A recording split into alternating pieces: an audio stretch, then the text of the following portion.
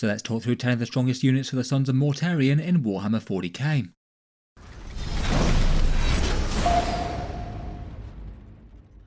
Hello and welcome back to Auspex Tactics, where today we're talking Death Guard, and in this video doing a top 10 of strong units for the Codex right now.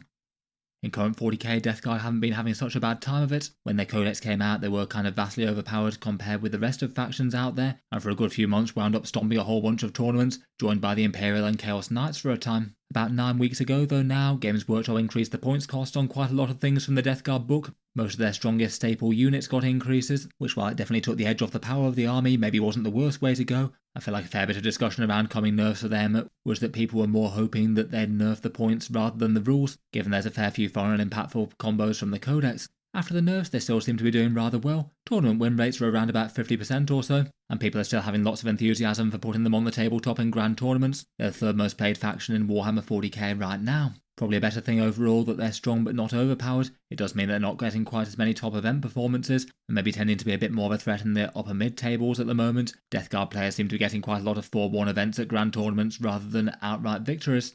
For this one I thought we'd take a look at what good Death Guard players are putting on the tabletop, and for that I decided to take a look through 25 competitive Death Guard lists that had done well at tournaments since the last balance update, defined as any army that had managed to go 4 victories and 1 loss or better in a GT. And going through them, we'll talk through it in the frequency of how many lists chose to take any one unit, and roughly how they tended to be used in terms of numbers of units and any upgrades. Obviously units do vary a bit depending on detachment. Virulent Vectorium with the Balanced Plague Company does tend to be the most popular still, with the next two that also seem to be doing rather well as the champions of Contagion with the character focus, usually using more Plague Marines there, and then Mortarion's Hammer, which can hand out Afflicted, both good for delivering Deathshroud combos and also supporting demon engines. Beyond that, it was fun to see a few lists experimenting and doing well with the Tallyman Summoners, which I hadn't seen quite so much.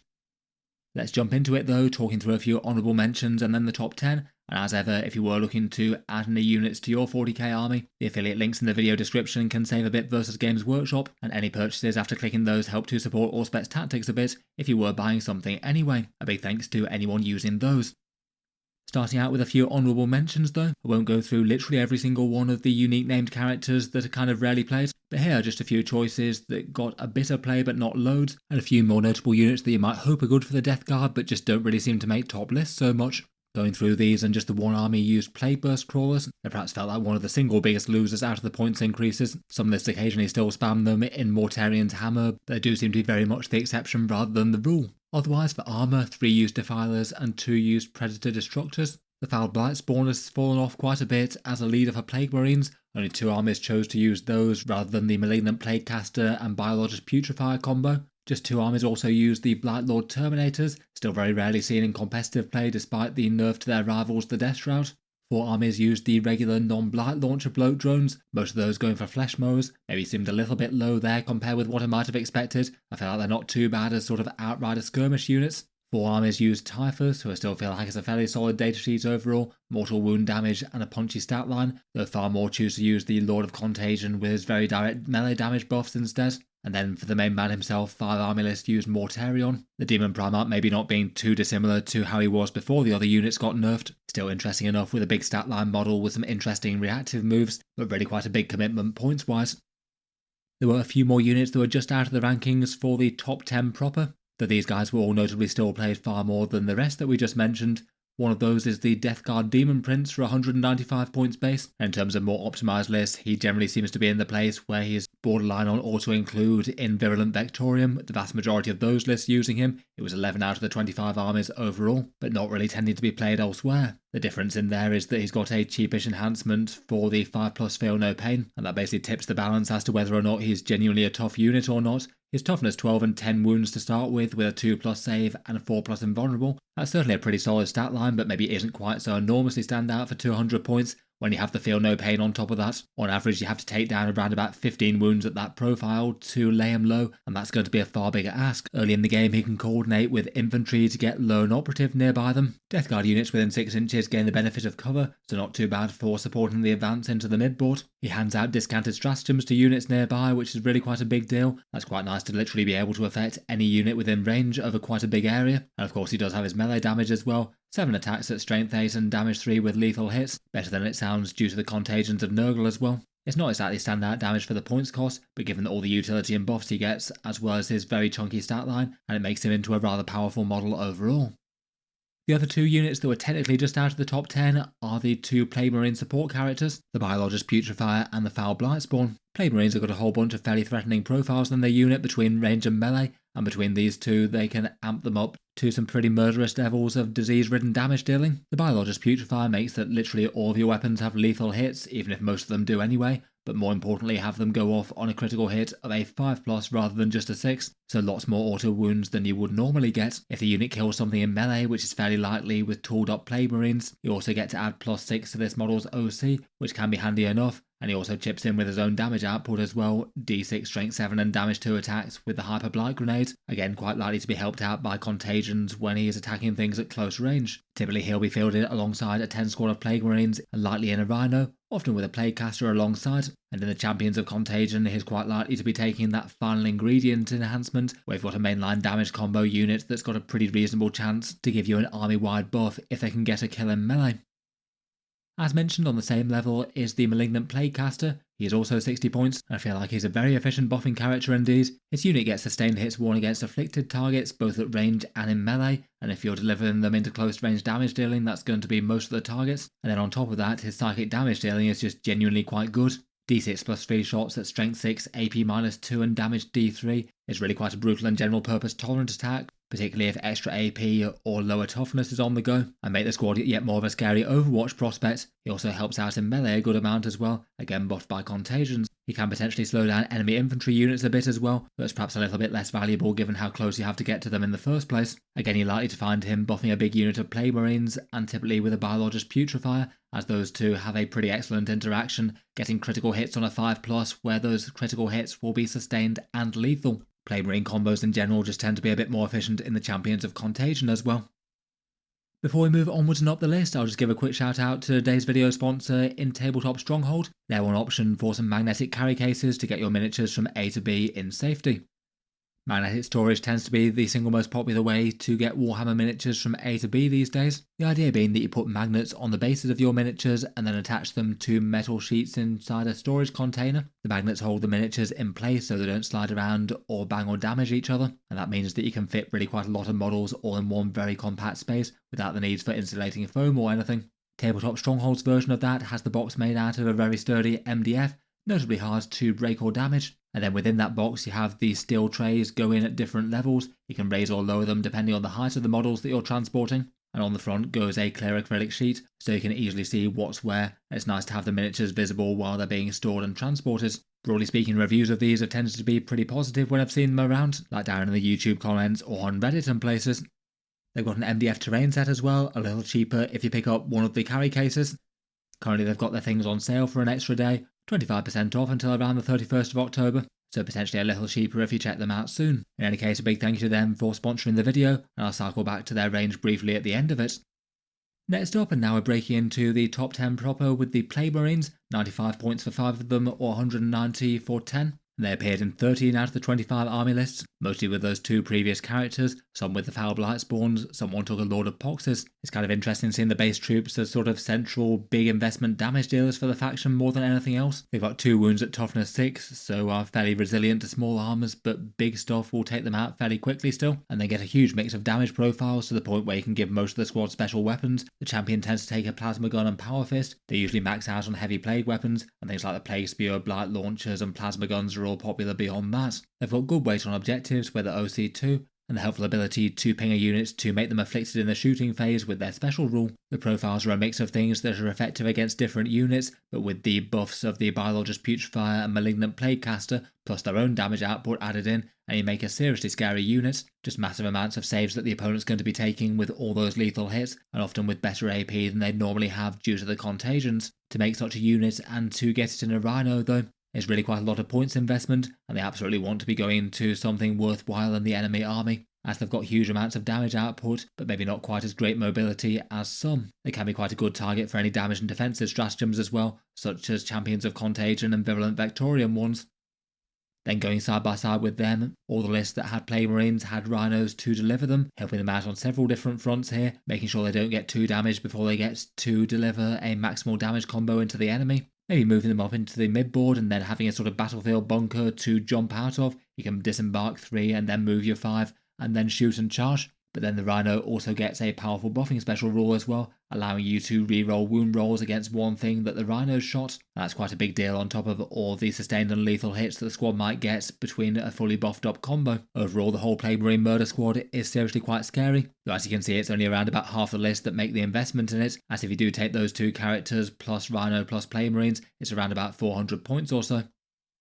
Next up, and also in around about half of lists, is the Lord of Virulence. He's 100 points for a Terminator character. He's really quite sturdy in his own right. 6 wounds at toughness 7 with a 4+ invulnerable save, and has a bit of Flamer style range damage with damage 1 and a heavy Plague Fist for some melee. A couple of lists use Blight Lord Terminators, though not so many. If you are using those, he's quite nice to allow you to reroll wound rolls with their shooting attacks, making them perhaps surprisingly dangerous threats at range as well as in melee. His really big rule is Blight Bombardment though. At the start of the shooting phase, nominating one enemy unit within 30 inches and visible. Death Guard gets to reroll 1s to hit against that unit, though blast weapons get to reroll all hits, which is absolutely excellent for the Bloat drones with the heavy blight launchers. As they're in quite so many lists, he can do a bit of gunnery command for them and allow them to absolutely lay waste to 1 target per turn. As a result, where he's taken, it's just 1 per list, alongside those Bloat drones, and if you're playing Mortarian's Hammer, he usually uses Tendril emissions to protect him with lone operative near vehicles, and also adding in 1 extra buff to damage there too. He's played plenty outside of that though, and with a fairly sturdy stat line, it's not too unreasonable just to run him solo.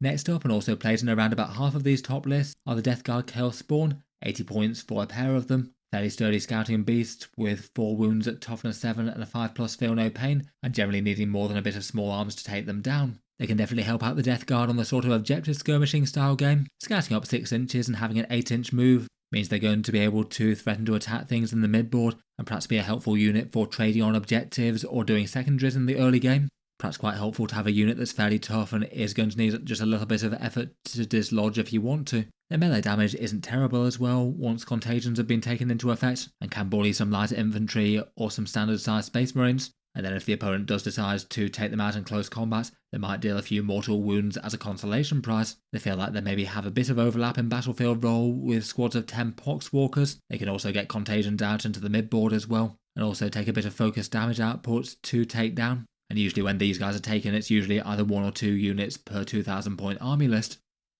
Moving onwards and upwards though, we're now getting into units that are fairly convincingly taken in the vast majority of competitive Death Guard lists. And first up with 17 selections out of the 25 are the Myphitic Blight Haulers. These are the little tank hunting demon engines. Still at least fairly sturdy with 10 wounds at toughness 9, not awful for the 100 points cost, and then for their damage output you get a multi-melter with lethal hits, a missile launcher and a bile spurt attack, getting a +1 to hit and wound monsters and vehicles in the shooting phase. That means between their damage profiles and their buffs, they're both fairly strong against elite infantry and monsters and vehicles, so are rarely going to be particularly wasted in most matchups, and quite nice sort of medium threat units that could threaten to punch up really big if you can get those multi-melters in close and convert a wound. In a typical 2,000 point list that uses them, it tends to be around about 2 per army. Some use just 1 and some use more. They're pretty much always run as individual models as opposed to in squadrons.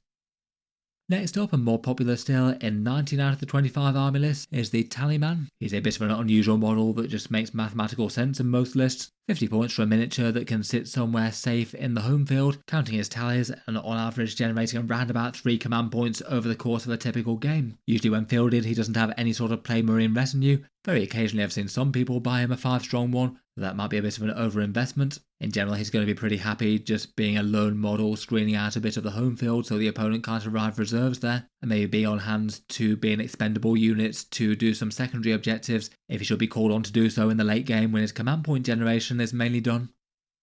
Now though, we're getting into the really popular stuff. 4 datasheets that are basically in just about every more standard Death Guard list. First up, and I'm sure to nobody's surprise, are the Deathshroud Terminators, the feared elite of Mortarian. 160 points for 3 of them, 320 for 6. They were in 23 out of the 25 armies. These guys have got threatening damage profiles and are fairly tough, and have their absolutely godly delivery rule, allowing them to drop 6 inches away from any units that are afflicted. It does mean they might need another unit to help deliver them, like some Poxwalkers or something. Though they certainly get on well with Mortarian's Hammer, which can hand out some afflicted rules in the command phase. When they're on the board, they hit rather hard with 4 attacks, hitting on a 2+, at strength 8 and damage 2 with lethal hits. They might be able to chip away just a little bit at some infantry with Plague Spurt gauntlets, and they're certainly not trivial to take down in return. 4 wounds apiece at toughness 7 with a Terminator 2+ save and a 4+ invulnerable. They're strong units to target for any damage stratagems that your detachment might have, and perhaps for typical numbers in a 2000 point army list, the most common configuration is 2 units of 3,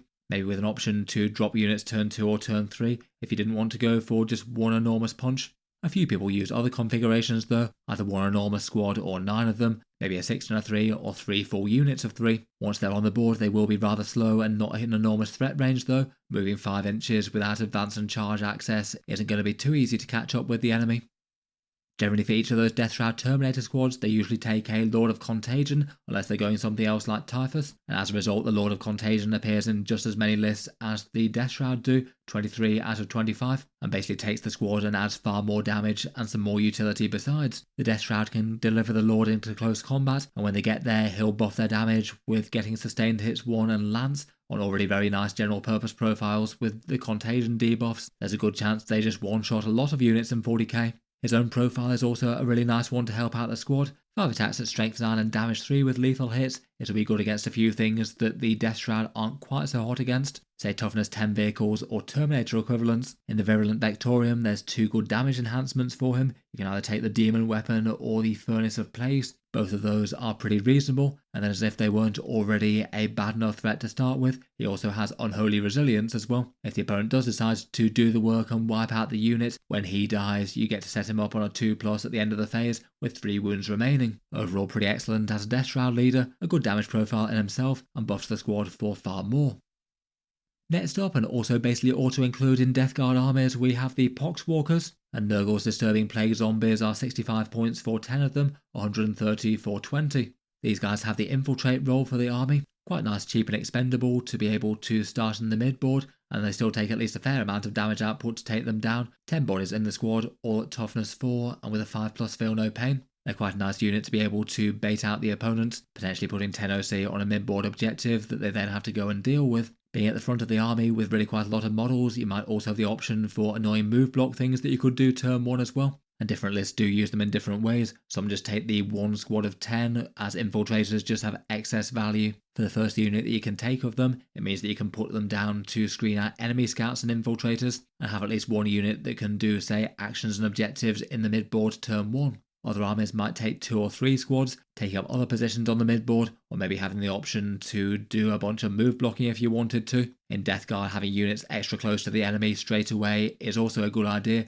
due to being able to hand out Afflicted and debuff the enemy against your firepower. They can potentially help deliver Deathshroud that way too. Basically for the vast majority of more normal Death Guard lists, Poxwalkers are auto-include, and kind of notable that the only ones that didn't choose to take Poxwalkers were the Tallyman summoning lists, those guys using Nurglings instead. Finally though, and just nosing into first place for the single most played Death Guard unit, is the Foetid Bloat drone with the heavy Blight launcher. When these guys came out, they were kind of ridiculous for just how much damage they could spit out at 100 points with their profile.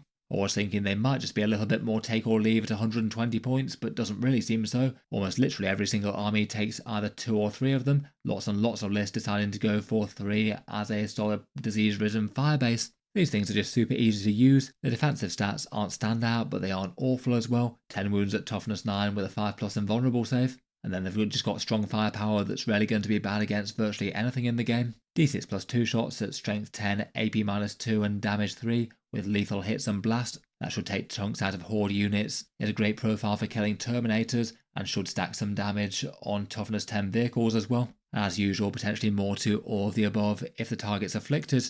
As mentioned earlier, they can combo well with the Lord of Virulence. He can mark a target, then a batter of these guys can utterly demolish it with the 4 re-rolling hits, so the vast majority of those general purpose shots are going to be landing home. It certainly doesn't hurt that they're a bit faster than most Death Guard units as well. They should be able to get the lines of sight they want with that good range, and later in the game could be good units to get where they need to be to try and achieve objectives. Overall, between all that, it's super common to still have these as a disease-ridden firebase, blasting down the enemy from the backfield. With the top units talked about, that's just about it for this one though. Let me know your thoughts as to the things performing well for the Death Guard, which of these have been making into your armies, and would you rate any of the slightly more niche picks higher than the average player? I look forward to hearing your thoughts down in the comments below. That's about it for this one, though before I go, I'll just cycle back to the video sponsor and Tabletop Stronghold and talk through their range of magnetic carry cases currently on sale.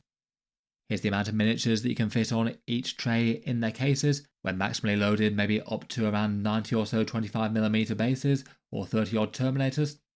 And then those trays go into different size boxes of different heights, the smallest one being this Mag Case Mini, currently £62 or $70 while on sale, that price including postage apparently, though there might be some VAT or import duties depending on where you might be around the world. As you can see, still really quite a lot of room for miniatures even in the smallest one though, plenty of Terminators and big tanks there. Here's the more standard sized mag case though, £100 or $115 or so, and this one's really quite a lot taller than the previous. There's enough room for an entire Chaos Knight in the ground floor of it. The mag cases all come with some magnets included in to mount on the bases, and I'll leave the internal dimensions here on the screen. Otherwise, here's the really big one. The XL one is basically two of the previous attached together. Should be enough room for entire collections in this one, and there are a few options to make it either cheaper or more expensive, depending on how many of those steel trays that you want. Lastly, they do have their MDF terrain set as well, fairly cheap and affordable compared with others out there. If you are in the market for some 40k terrain, it comes a bit cheaper if you buy alongside a mag case. If any of that's of interest, check them out, link down in the video description, and a big thank you to them for sponsoring this one.